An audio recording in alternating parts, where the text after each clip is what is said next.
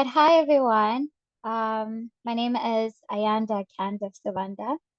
I am the founder and director of the Ayanda Candace Foundation, which is an organization that advocates for young women empowerment and the rights of people living with disabilities, people with albinism included. I am so grateful to be a part of this very meaningful event where we're going to be talking about a very timely and relevant topic, which I look forward to all your contributions, whether you are a panelist or you're just joining us from wherever you're joining us from. Good morning, good afternoon, good evening. So what I am going to do is I'm going to allow people, I don't know if everyone can hear me and we're good to go. Yes, we can hear you. Okay. So we're going to start with opening remarks from Kwame, who's going to give us 5 minutes of opening remarks. So just introduce yourself, let us know where you're joining us from, what organization you're representing, and you can take it away. Thank you.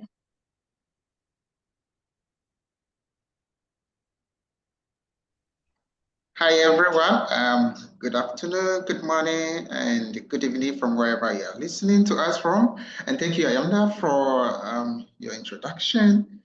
Yeah, I'm very glad to be invited to this event. As she has said, my name is Kwame Andrews Dakulo. I am based in Ghana, and I work with the Africa Albinism Network as the advocacy manager. The African Albinism Network is a continental organization focused on the promotion and protection of the rights of persons with albinism. And we are built on 3 major pillars, that is the human rights defenders. With this pillar, we ensure that we train and provide all the necessary resources for human rights defenders like all of us here, with or without albinism, to ensure advocacy around albinism and other issues. And the second pillar on which we stand is women impacted by albinism. Yeah, women like Sarah, like Ayanda, like all the women here who are impacted by albinism in one way or the other. That is whether you are a person with albinism or a woman with albinism yourself, or a woman who has a child with albinism. We ensure that we put all of these individuals together for trainings of various nature, and then provide them the necessary resources to ensure they are advocating for their rights. And our last thematic area, which is more relevant to this discussion, is climate change and how it impacts on persons with albinism. And with this thematic pillar, these are some of the things we do, which is creating more awareness about the impact of climate change on persons with albinism, just like myself, like Ayanda, and every other person with albinism. We ensure we also influence policy level advocacy at the African Union and the United Nations level. We engage in all conferences and other activities to ensure that the voices of persons with albinism are integrated in climate discourses across the globe. And for today, my role is simple: to share at the global level the issues of climate change and the impacts that it's having on persons with albinism, and then efforts that we are doing at the African Albinism Network to ensure that the voices of persons with albinism are integrated into general discussion at global, national, regional, and local level with regards to climate change. So basically, I'm not an expert on climate change. So basically, I would say the climate change is the climatic conditions that in one way or the other hinder either rights or movement of persons with albinism in various ways. So climatic conditions such as flood, heat wave, increase in temperature, and emission of UV radiation have various implications on the life of persons with albinism across the globe and especially across Africa. And as you all know, albinism comes with a condition that we don't have melanin in our skin, which is making our skin look the way we look, very pale. And therefore, any little exposure to the climatic conditions such as the UV radiation, which is increasingly being emitted due to thinning of the ozone layer, has a drastic effect on our skins. And this leads to various skin problems such as skin damage, wrinkling. You can see many of us have a lot of wrinkles on our faces because we have a lot of exposure. Some of us also have dark spots. Dark spots, people may think, because there are memes that when people with albinism eat salt or other food, it's as a result of them developing dark spots, but these are not true. The sole reason for dark spots developing on our skin is because we expose ourselves to ultraviolet radiations or the sun. So the little melanin in our skin try to protect that part of the skin that is being exposed excessively to the sun. So it's come out and then try to protect. So those what lead to the dark spots.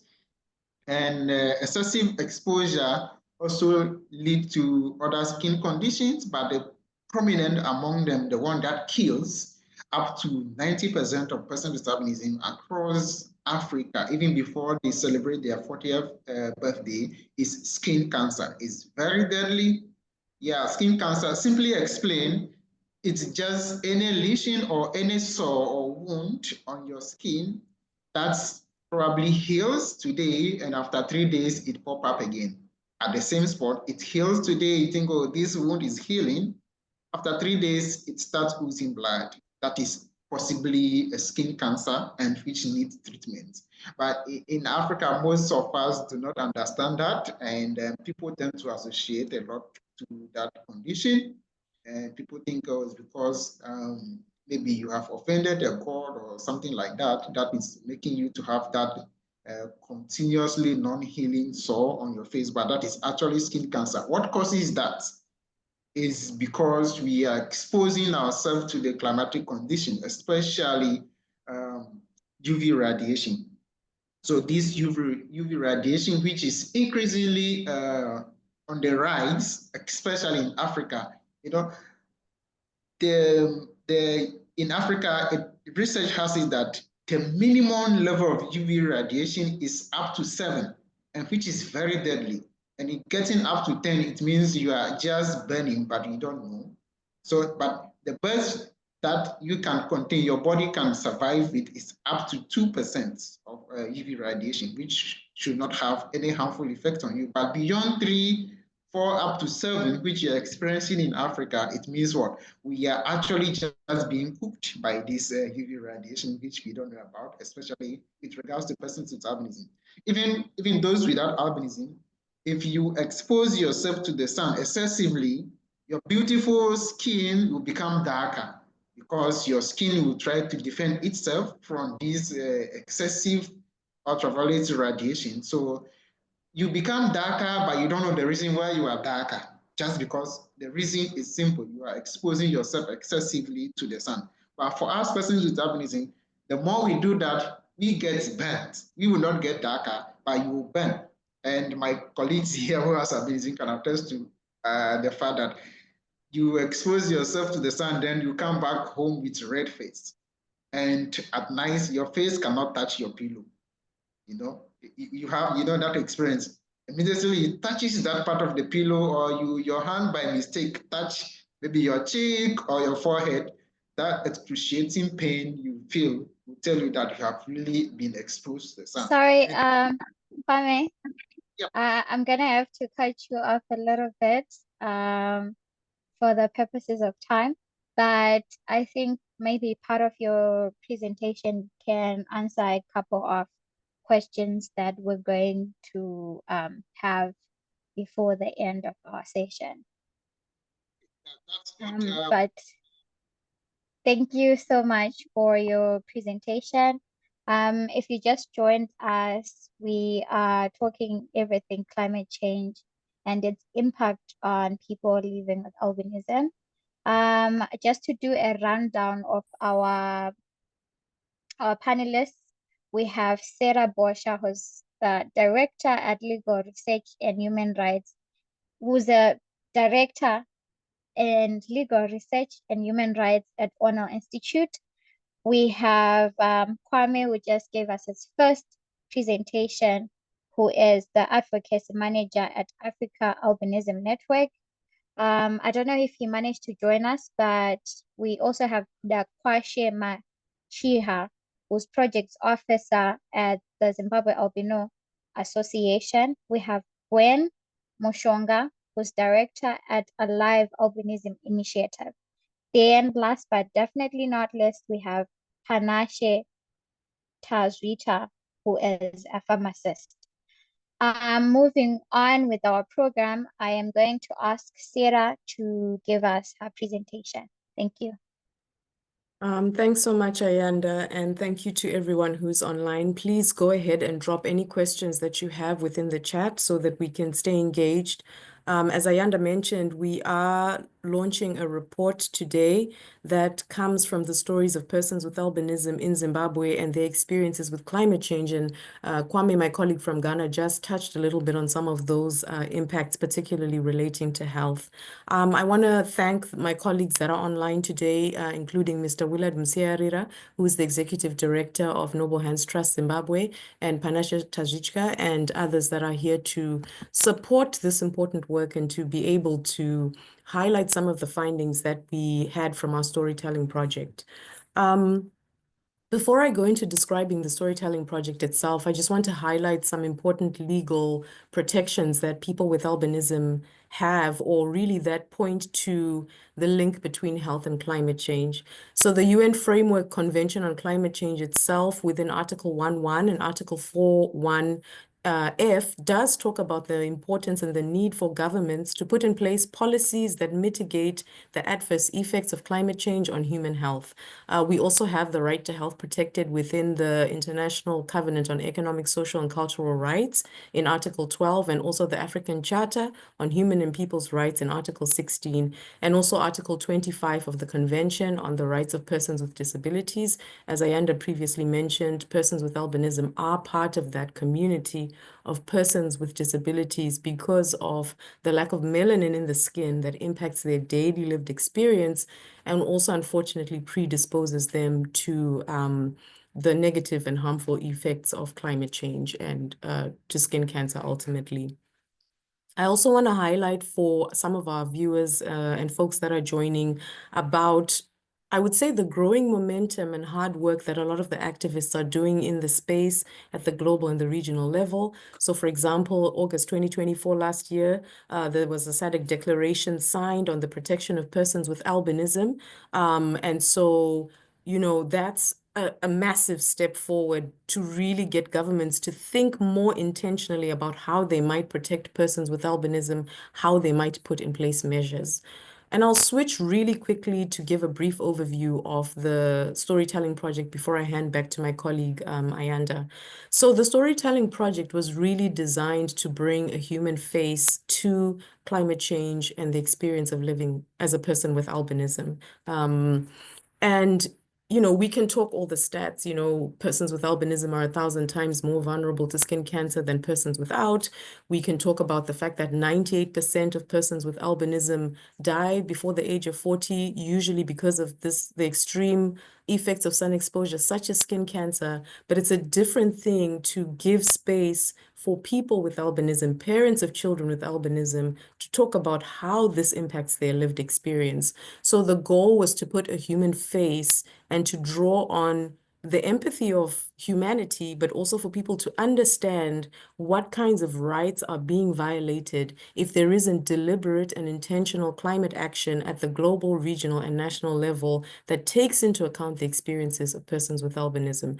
And I would say, just as a last parting shot, one of those important actions that could easily be taken very quickly is reinstatement of sunscreen lotion as an essential medicine on the World Health Organization essential medicine list. So I will stop there. but just to say, really honored to have worked with colleagues in Zimbabwe to highlight these important issues, and really proud of the product that we all produce collectively together. Thank you so much, Ayanda. And I'll mention Kuda is also on now. Thank you so much, Sarah. Welcome, Mr. Machiha. So if you have any questions for now, please just drop them off in our, I don't know whether to call it a question box, but yeah, just drop them off in the question box, and then we'll revert to them later during our Q&A session. So moving on, I am going to ask Mr. Kudakwashe Machira to do his presentation. Please make sure that you stick to the 5 minutes that were given so that we have plenty of time for our Q&A session. Thank you.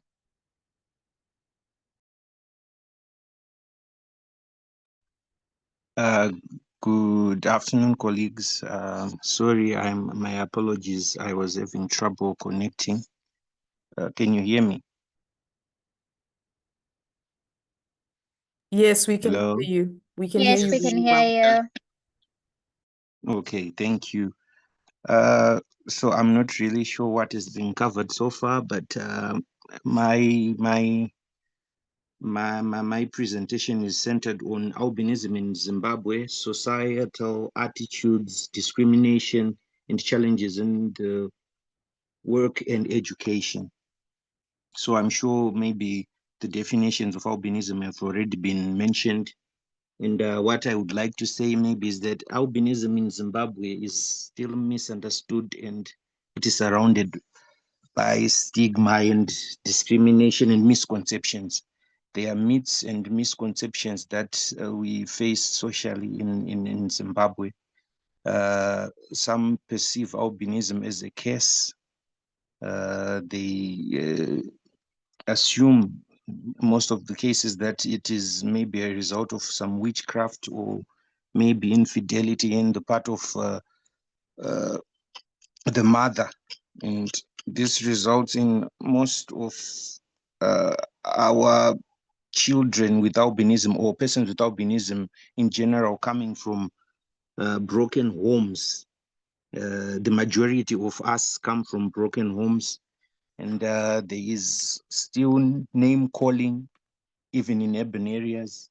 You find that there are derogatory name calling, there is exclusion, and socially, this difference that a person with albinism poses from what other people look like, that in itself poses a lot of attitudes toward bad attitudes towards persons with albinism in Zimbabwe. And then I will then switch over to the challenges in education. Where when it comes to education, we have limited resources to support learners with albinism.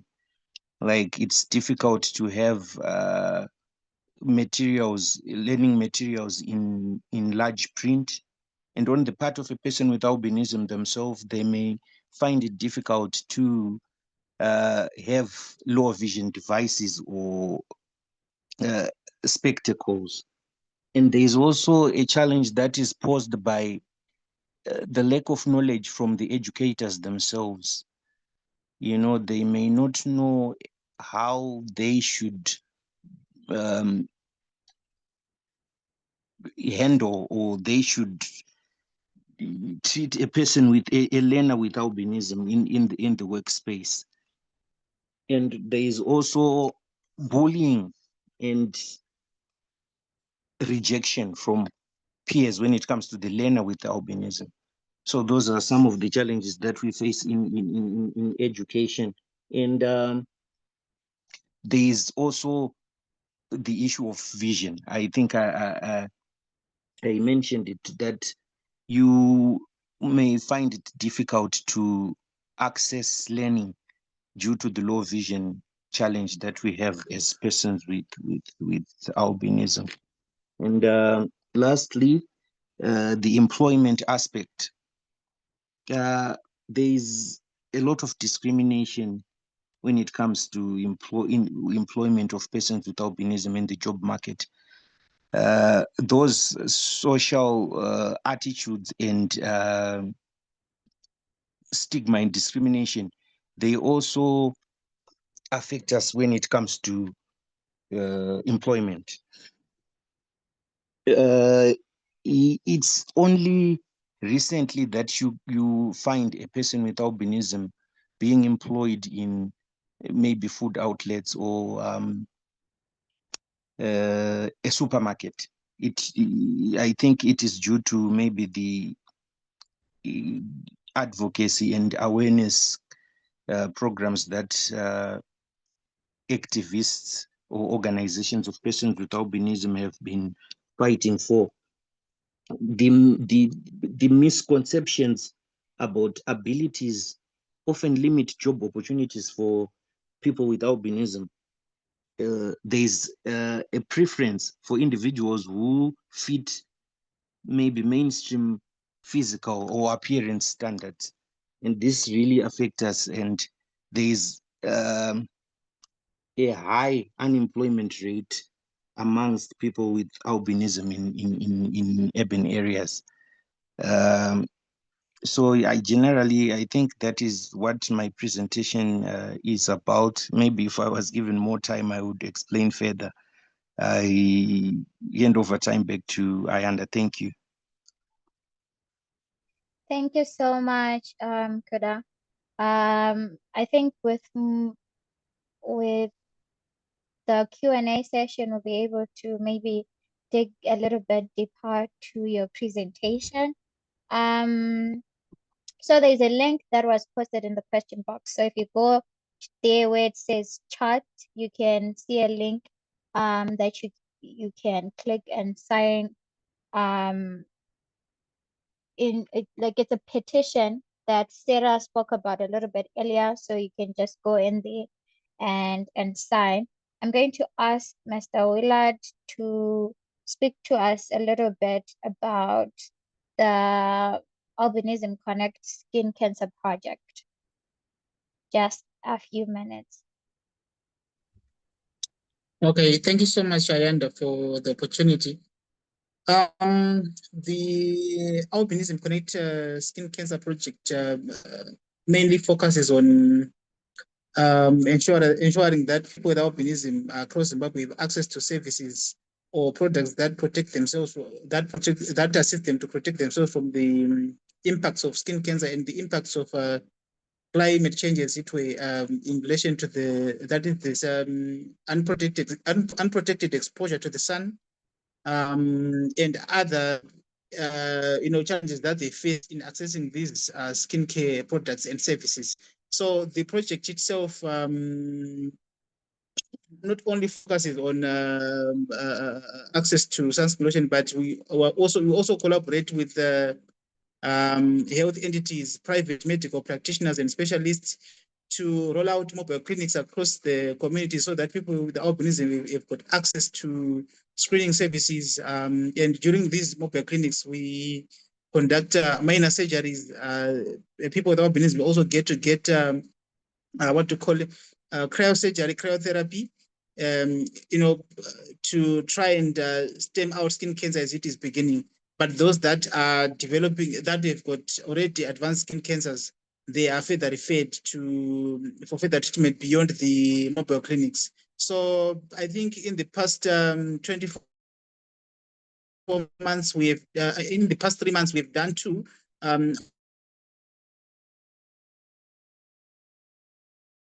One in the Midlands and one in Bulawayo, where we and amongst those people who came through the mobile clinics, we discovered that about 34% of the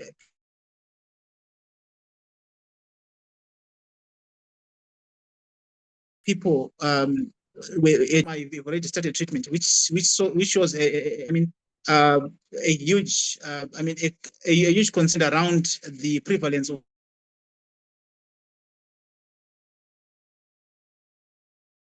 of skin cancer within the community of persons that have been high, and people have got low access to the needs that they need to protect themselves from the screen. So this project also focuses on raising awareness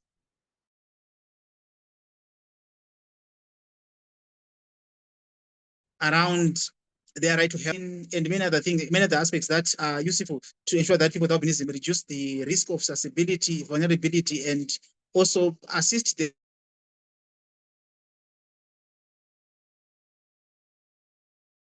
them to develop against the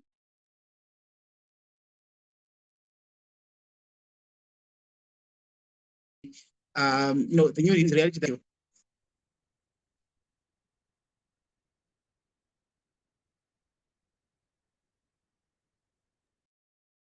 Mr. Willard, are you there?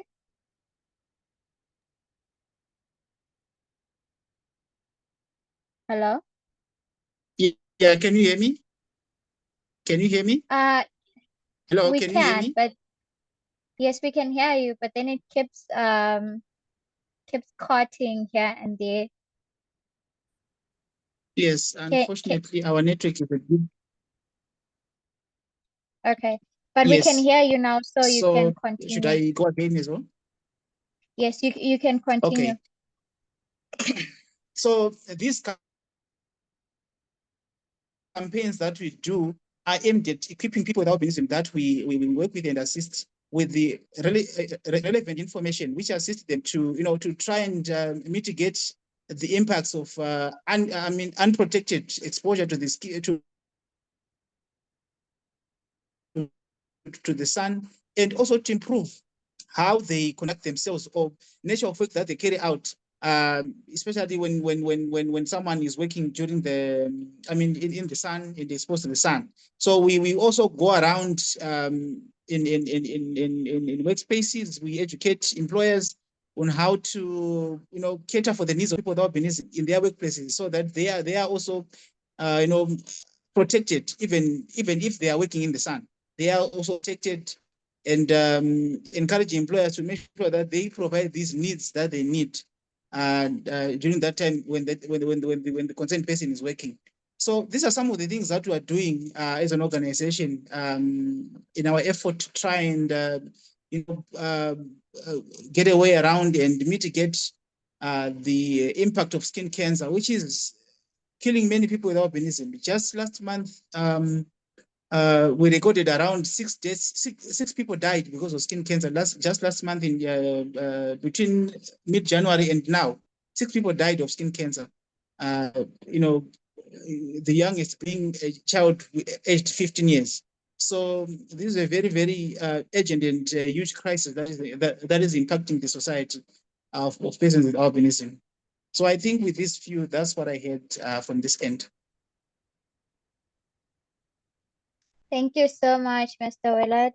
I think what we can also do is if you go there to the chart, you can maybe write down the social media handles of the organizations involved here. I think it would be a good way for us to connect even after this webinar, so that people can get access to the work that the different organizations are doing. And then I'm going to ask Gwen. She mentioned that her network is a little bit unstable, so she'll just speak without her camera on. But then as far as the other panelists, may I kindly ask you to switch your cameras on, because this is a recorded session. Gwen, you can go ahead. Thank you so much, Ayanda. As a woman, just being a woman in the society that I grew up in, women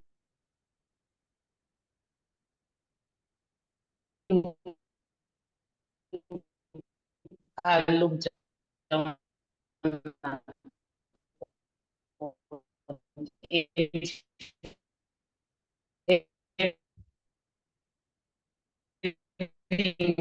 albinism simply, means that women with albinism face double stigma. And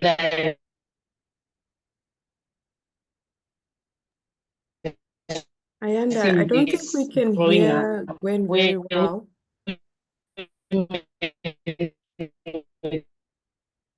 Hello, Gwen? Gwen, can you hear me? albinism are segregated, they're discriminated simply because they look different from, looking at the African context where it is mostly populated by Black people, and having a gene that we faced, from birth. When it comes to us as women with albinism, finding love is a difficult thing for women with albinism, as we have in-laws who do not. Hello. Hi, Gwen, can you hear me? Now I can hear you. Can you hear me? Yeah, we are really having a hard time like understanding what you're saying because it keeps glitching. Oh, I guess this is the network. And now still you Yes. cannot hear me, right? I can hear you a little bit. I don't know about everyone. Sarah, can you hear her? We can, but maybe we can move on to another panelist and give her time to resolve her network issues, and then we can come back to her. That's Okay. fine. All right. Panasha, are you ready? Yeah, I am. Can you hear me? Okay. Yes, I can hear you. You can go ahead. Oh, okay. So my presentation, I was asked to elaborate on sunscreen availability in Zimbabwe and what are the limitations and challenges. So sunscreen is not, it is locally manufactured in Zim, just because of organizations like Noble Hands, like Zimas that push for it to be manufactured. But we have companies that manufacture drugs like Varichem, we have Plus5, but they haven't taken the mantle of actually producing sunscreen. And it would really help a great deal if those two companies would actually chip in and produce sunscreen. As stated earlier, I think we all heard about the harmful effects of UV radiation on albinistic skin.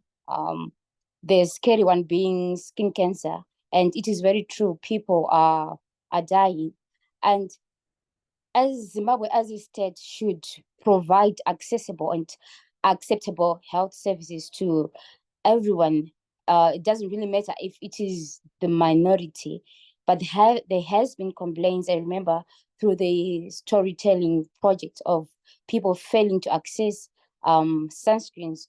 They actually get them from donations from charities, from NGOs, from trusts, but some of them have to walk like about 5 kilometers to actually access the sunscreen lotions, and that causes concern. If we could locally manufacture sunscreens, let's say in bulk, we wouldn't have these problems. And if maybe we manage to push for sunscreen to be included on the essential medicine list of 4, it means that it could be accessible in our clinics, in our hospitals. We had stories about people using kerosene, using paraffin, using fruit tinctures to cure sunburns. And this is because persons with albinism, they are scared to actually go to health facilities. They don't have that confidence in health facilities that they are going to actually get help. So they usually opt for traditional medicines, for herbal medicines, which are not tested, and the wound mainly gets affected infected. I think there's all I can say on sunscreen availability and limitations and challenges. I don't know if anyone has got any more questions. They could just drop them in the chat box.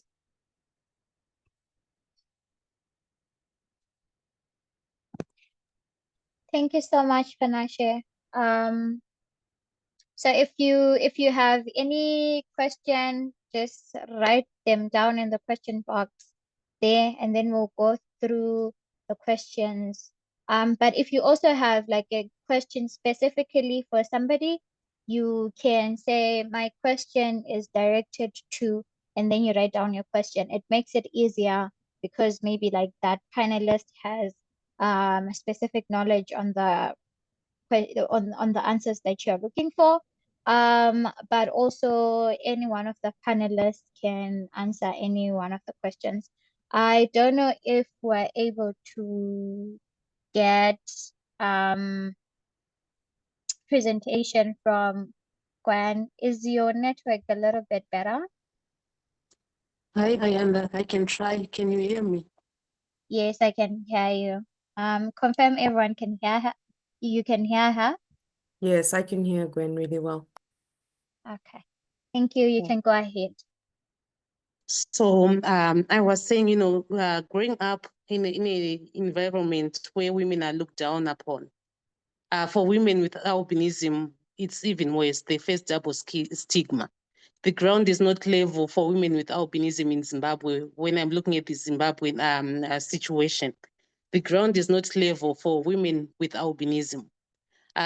Given that Africa is mostly populated by people with dark pigment. And for me, for a woman with albinism to come in with a different color tone, they face stigma, discrimination from birth. And, looking at even, we all know how it feels to find love, to be loved. But for women with albinism, it's a different scenario where you might find your boyfriend or your partner who likes you, but the in-laws will not hear of it. It's different from our brothers with albinism, the male counterparts. For our society just looks at if the male counterparts or the male person with albinism can take care of their child or their daughter, then they are good to go. So that's the first problem for me as a woman with albinism. And also when I said level is not ground for women with albinism, even if we look at the employment situation, for me to be employed or for me to be placed in a position of influence, people will just assume that maybe it was because of pity or it was because of maybe affirmative action. I didn't deserve the job or I didn't deserve the position where I'm being placed in or where I'm being placed on because I have albinism. So people will just, they will not look at my qualifications as maybe Gwen is educated, Gwen has got it all, but they'll look at me because of this different skin color tone and they will start to question, is she good enough for this position? Why is she being placed? And maybe they'll just assume that it's out of pity. That's why I've been placed there. So life really is difficult for women with albinism. And there are those myths where men believe that if they have a sexual relationship with a woman with albinism, maybe HIV is cured. Maybe women with albinism are more hot in bed.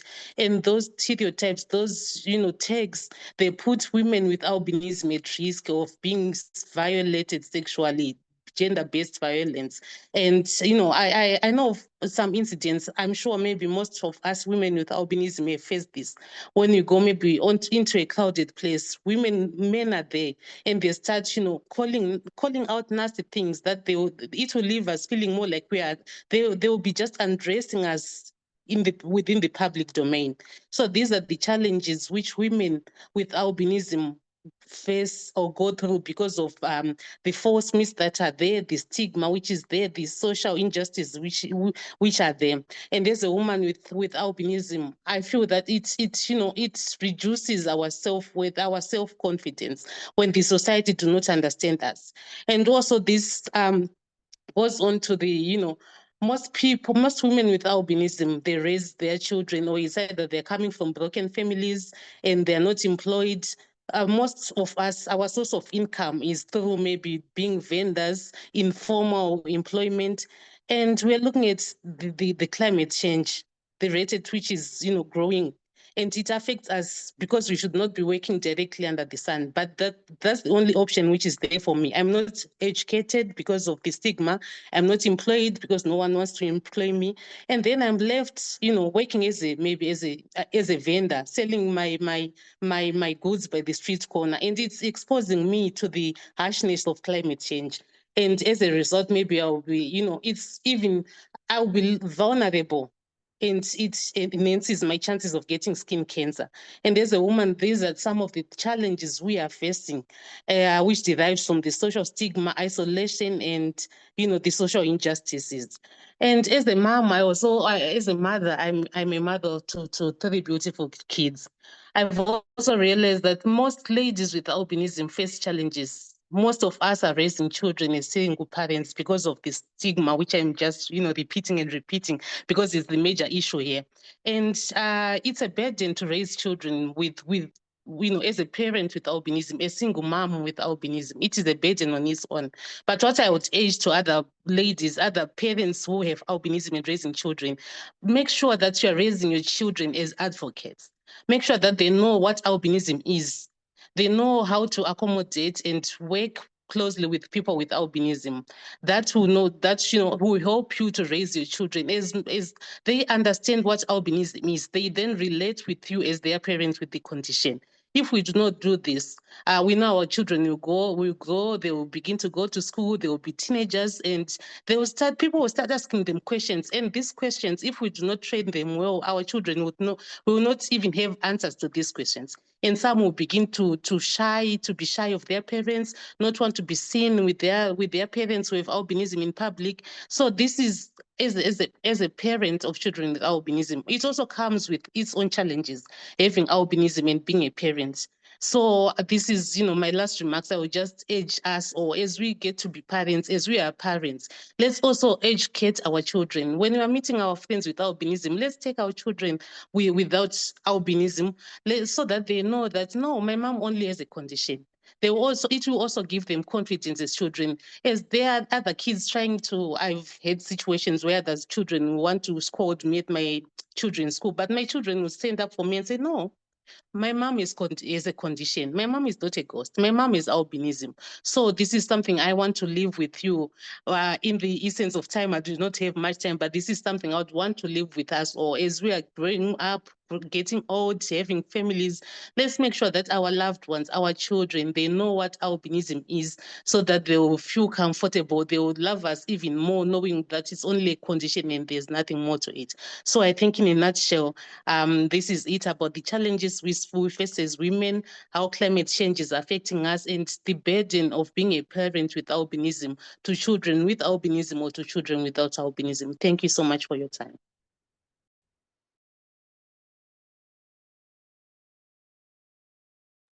Thank you so much, Gwen, for such a wonderful presentation. So we're going to move to our Q&A session. So if you have any questions, just drop them on the question box and then we'll be able to read them out. Like I said, if your question is directed specifically to someone, you just say, my question is to da da da da da, and then you write down your question. So my first question says, thank you, Mr. Willard. My concern though is in regards to representation. To what extent are people with albinism at the forefront of ongoing campaigns and other strategic initiatives? Just highlight the importance of leaving people with lived experiences championing tailor-made solutions to challenges faced. So I think that question is for Mr. Willard. Mr. Willard, are you still here?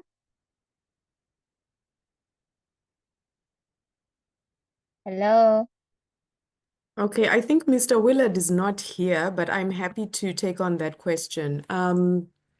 I think for some of you that will follow Noble Hands Trust on Twitter, you will see that there's a lot of presence of a a vivacious activist called Queen of Batonga. She's a musician with albinism, and she speaks very boldly about the issues of people with albinism. She advocates very boldly for folks to, you know, get access to sunscreen lotion, to highlight the issues. Most of the organizations actually of persons with albinism, I know at the international level, have partnered with Amnesty International, and the SADC declaration that you see now is a result of those efforts where they have come together, they have told leaders what they need. So I think the representation is certainly there at a regional and national level. But maybe I can also hand over to Kwame if you want to add anything about this importance of representation and also thinking about your own participation in COP29 and trying to raise issues of albinism and climate change there.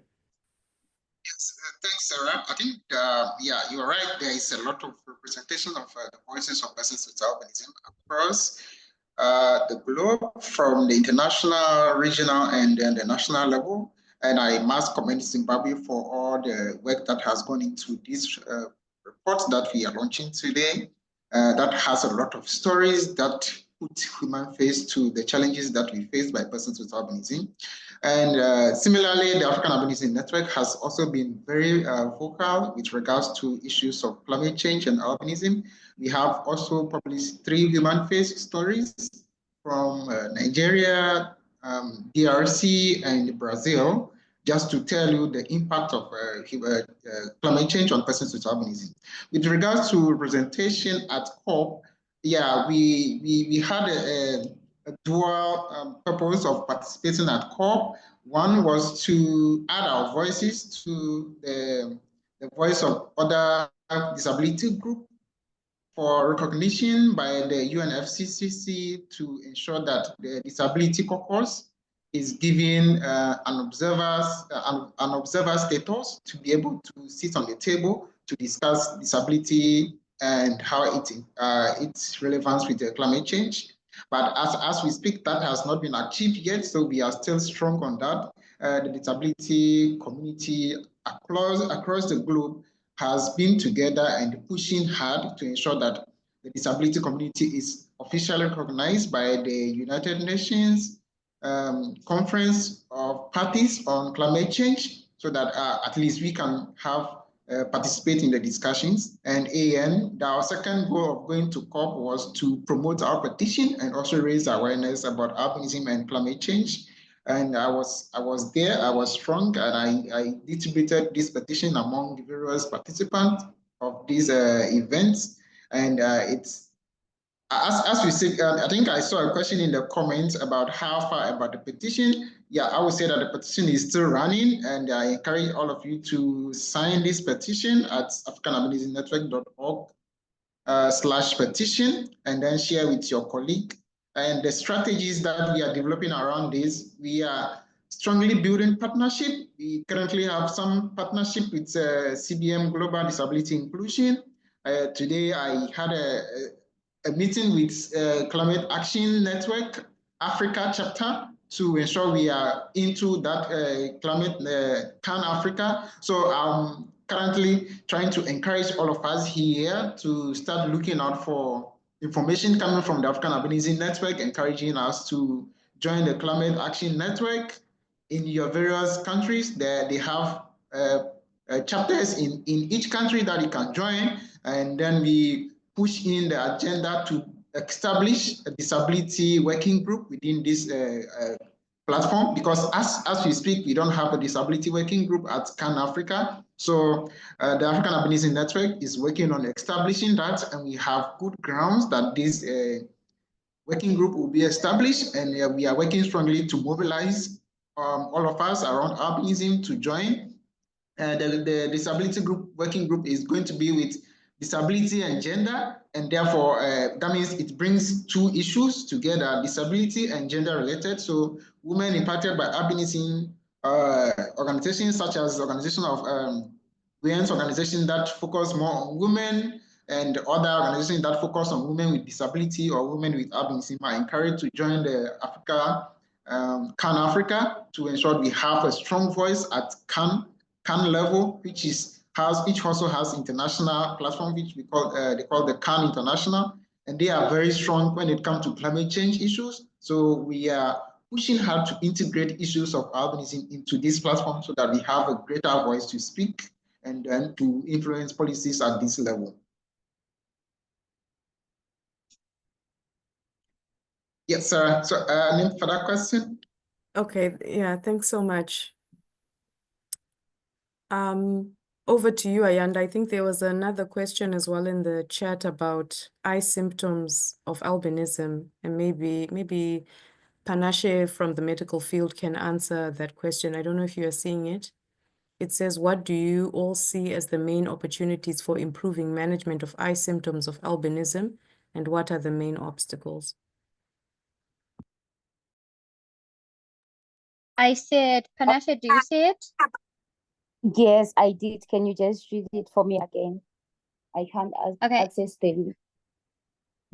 Okay, it says, what do you all see as the main opportunities for improving management of eye symptoms of albinism, and what are the main obstacles? Okay, I got it. So one of the main challenges of people with albinism is nystagmus. I actually opened my video so that you can see my eyes tend to move around a lot, and some go for correctional surgeries for nystagmus. And then there's also the fact that most people with albinism, especially if it affects the eyes, they are really short-sighted, and they usually go for prescription glasses, which are very pricey. But fortunately, there are organizations like ZIMAS, Noble Hands. They have mobile eye clinics that go around. There is actually one in my town right now that actually cater for people with albinism. They provide them with prescription glasses. But even though with the prescription glasses, sometimes you can't even see half of what a person with normal vision can see. There's also the option of bio-optic lenses. I know in America it's there, but in Zim, because it's pretty expensive, only a few people go for it. Right now, we just settle for prescription glasses. I don't know if that answers the question.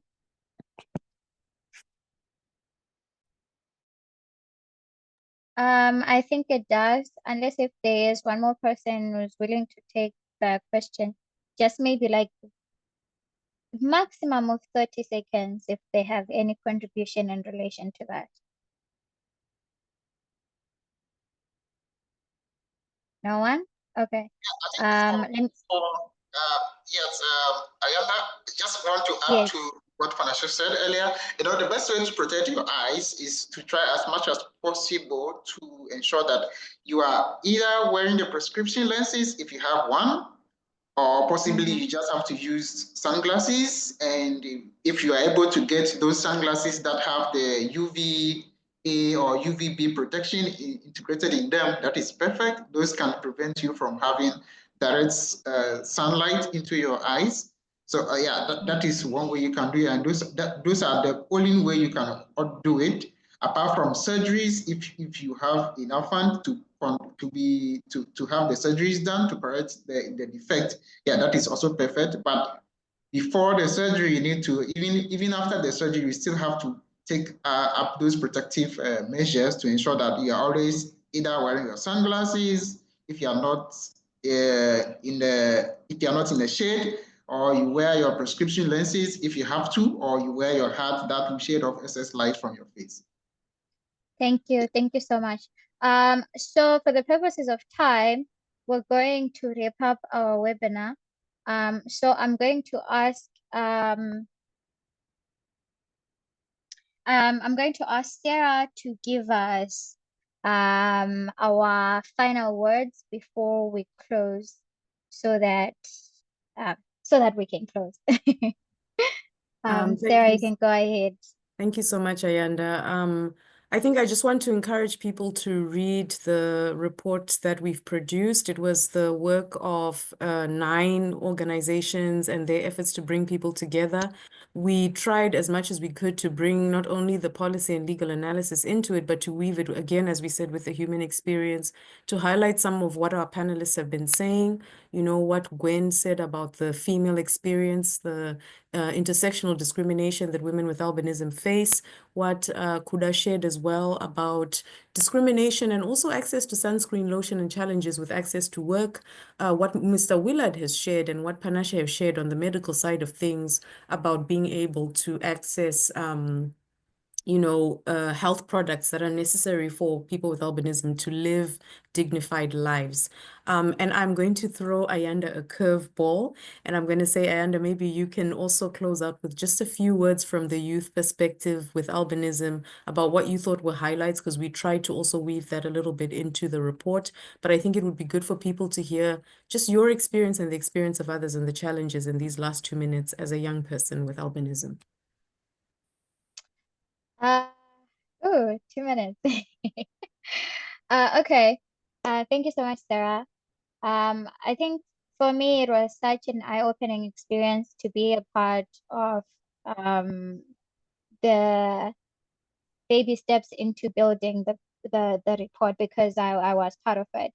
But I think as far as being a young person living with albinism is concerned, most of the challenges that were shared today are things that I've experienced myself, whether it's health-wise. I've had a cancer surgery about a year ago, which was very, very traumatic for a young person, and which was going to be also very expensive. But I'm grateful to have had sponsorship from doctors that helped me through that whole experience. I've had challenges as a young woman with albinism in Zimbabwe.